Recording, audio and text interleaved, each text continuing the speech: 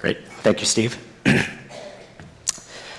Well, it's certainly a pleasure to be here today. I think the theme is very apropos, keeping up with change. Health Canada right now is going through some significant projects and changes to the approach to review. So I'm going to touch on several of those. My talk is going to really focus on some of the key priorities for my organization, the Bureau of Pharmaceutical Sciences, but also more broadly for the branch and department. And then also throughout the day, there are several speakers here from Health Canada that will provide more detail on some of the things that I sort of touch on from a BPS perspective. And then, of course, tomorrow with a lot of Kimby's group on the inspection side. On the plane down, I had the fortune of sitting beside Kimby, and she sort of said as a keynote speaker and the first person off, your biggest fear is that people sort of start to doze off, and I hadn't even thought about that until she mentioned it, so thanks, Kimby, for that. There might be a few points through my presentation where I might suggest that you might have coffee available when we're talking about things like the review performance side and some of the stats. As mentioned, I'm the director of the Bureau of Pharmaceutical Sciences, so we have a critical role in assessing the quality and bioequivalence aspects of pharmaceutical submissions. We're housed within the Therapeutic Products Directorate of the Health Products and Food Branch, and certainly changes within the Bureau and the Directorate have occurred. So I'm relatively new. I've been in the Bureau for 6 months now. Previously, I've held several positions within the Therapeutic Products Directorate. We also had appointed more recently our Director General, Pat Stewart, who joined or returned actually to TPD back in July of this year. Some of our key priorities for the Bureau of Pharmaceutical Sciences.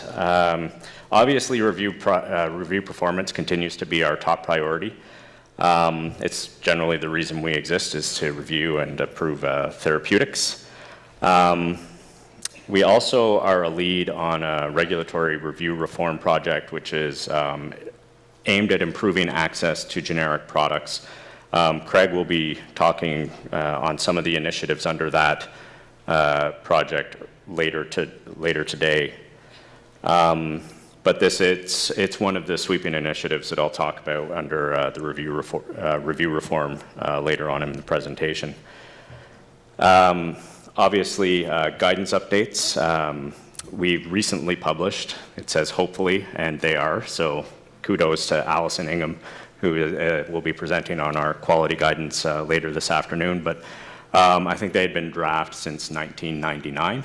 So finally in 2017, we have finalized quality guidance as well as the updated CEP guidance, whereby we are accepting CEPs in lieu of master files. So those are great achievements, actually, just that occurred recently. International collaboration, that continues to be a significant priority, not just for BPS, but also for the branch in general. Again, as part of the review reform discussion, I'll touch on some of the projects there. And more importantly, Gary Contern will be here this afternoon talking about a lot of the initiatives that have taken place under our work with international partners in Australia, Singapore, and Swissmedic. Obviously, the international context is something that is critical. As regulators, we're all facing very similar challenges in new technologies, challenges in the marketplace from globalization of supply chains, et cetera. And then I have a sort of a vague priority up here as continuous process improvement. So really this is a few things that we're focusing on internally within the Bureau to try and streamline some of the review processing. So we actually undertook a lean exercise to identify some internal projects that we can work on to try and really leverage the full capacity of our team internally. So this is really more of a people focus. It's about training of staff, again, streamlining of processes and review processes to make sure that people are focusing their efforts in the right areas, development of SOPs, and more importantly as well, hiring. So we are hiring chemists, so if anybody is interested, there will be a link at the end of the presentation. Figure I try and poach a little bit. What are the challenges that we're facing? Obviously, these challenges I have them as BPS challenges. They're not ours alone. The increasing complexity of products that we're seeing, both in the innovator and generic space, is something that we'll need to increase our capacity to address. In discussions with companies, we recognize that the immediate release solid oral product is kind of not dying away, but becoming less and less emphasis as companies develop novel dosage forms to deliver therapeutics in ways that can potentially improve the clinical benefit or reduce some of these side effects. So in terms of developing evidence standards for these sorts of things, these are the sorts of challenges that we face. So working with our international partners in aligning in terms of requirements is going to be critical. The next 3 points, globalization of supply chain, post-market manufacturing issues, and drug shortages, almost all blend into one. We are continually facing issues, I think particularly in Canada, where a lot of products may be being sole sourced, and then you have a supply chain issue, API manufacturer goes down, or you have a manufacturing issue that's leading to either an overhaul of facility, changing to the product. So certainly a lot of the work that Christian Tiernella, who's presenting also this afternoon, is focusing on doing the health risk assessment. And that takes away resources from the actual review. But the other challenges that it introduces, obviously more importantly, are to the healthcare system. So when we are working with companies to try and get them back up and running, or trying to source in different supply, it takes away our resources from our core function, but it is a critical role that we do. And but again, the overall impacts are quite challenging. Review performance is back up there, so it's one of the priorities. It's also one of our challenges. The number of submissions that we're getting in, and like I said, the complexity of them, they are taking a little bit longer to complete as we address some of the issues. But again, the plan moving forward is to really increase capacity to address some of that. And overall, too, I think we operate now in a space where transparency is the assumption of the Canadian public. So the decisions that we're making, the information that those decisions are based upon, Canadians want access to that information. We used to live in an environment where newspapers and TV were basically where people got their news. Now, obviously, news is happening all the time. People are discussing these sorts of things. It's evident in a lot of the social media that we see. So it's very important that when Health Canada is making decisions, that we're making information available on how we arrived at that decision, and that it's factual. So that's really a critical sort of overview, and I didn't have it listed as a challenge per se, but it is just something of a reality now that we're living within. So I did talk about review performance, and thought I'd give a bit of a brief overview on where we're at sort of year to date. These numbers are as of August. I think a really important thing to highlight is in 2016-17, we did meet all of our cost recovery fee lines. I'll hope that most people understand what I mean when I talk about our cost recovery fee lines. But in some cases, they were a little bit tight. So in 9 of the fee lines, we were still within 10% of the performance targets as of August. And we're not meeting our 90% review on time. So how we internally measure our performance is the 2 metrics. One is our cost recovery, which is the the time to take our first decision, which is what's measured for cost recovery. And then our overall number of decisions that we make 90% review on time. So this would be things like response to nods or response to nons, and making sure that we're within that performance standard.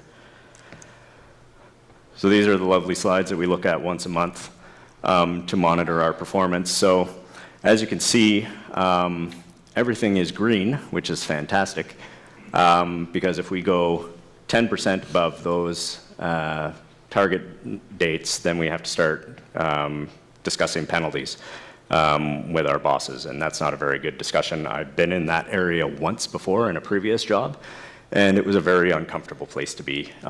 Fortunately, I managed to get out of it, but for a solid 2 months, there was daily follow-up. Where's the feline at? Where's the feline at? So it is something that is monitored incredibly closely. The other thing that I didn't really consider before taking this job is that, with the exception of the CLIN only in the middle, I generally play on every submission in here, and I didn't even realize that. And then I arrived, and I'm like, oh, all of TPD's performance really comes down to my group. So that's actually great, and I do actually look forward to that challenge. But on some days, it sort of makes me lose my hair. But as you can see, all are within their performance standards. We have some that are a little bit approaching, so the sort of NDS CLIN CNM is one that I watch relatively frequently, as we're at 295 days average review out of 300. So it's a good story, but it's something that we have to continue to monitor. So the previous slide that I show you, those felines, those make up 95% of our revenue as a directorate. These ones here, for which there are also a significant number of submissions, but they account for about 5% of our overall revenue. And again, we are well within performance standards for all of those. So those are things like the disinfectants. We haven't had any switch submissions yet come through from RX to OTC, but then a lot of the labeling only submissions. Veronica's here tomorrow to talk about PLL, but the labeling only submissions is something that she and I discuss quite frequently.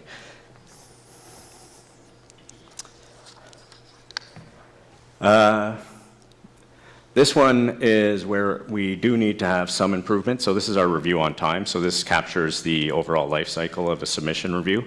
And as you can see, in several cases, we're not at the 90% review on time that we are hoping to achieve.